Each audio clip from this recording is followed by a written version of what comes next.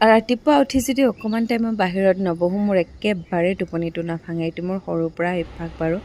তাৰপিছত মই ৰেডি হৈ ল'লোঁ ডিউটিলৈ বুলি, চাহ একাপ খাই ধুনীয়াকৈ ডিউটিলৈ বুলি ৰেডি হৈ এয়া প্ৰীতিক ৰৈ আছিলোঁ তাই আহিব বুলি।